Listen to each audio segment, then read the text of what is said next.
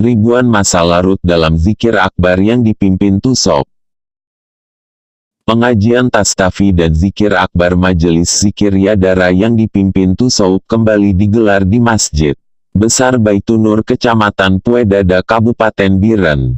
Pengajian ini rutin setiap malam Sabtu akhir bulan, dan sudah berjalan 2 tahun, ini sudah berjalan tahun ketiga. Materi yang disampaikan Tusok malam ini masalah takabur. Kajian dari kitab Minhajul Abidin karangan Imam Al-Ghazali, berikut kutipannya. Tidak pernah sombong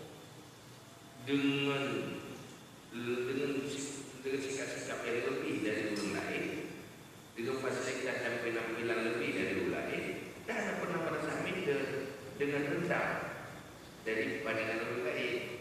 Karena apa? Karena mengikuti manhaj. Acara pengajian ini disiarkan langsung oleh Radio Mutiara FM Burunun melalui live streaming tusok.com.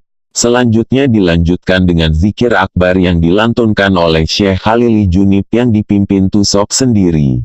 Dari pedada kontributor Azhari Apahar, Fadal Pandrah Yadara TV memberitakan.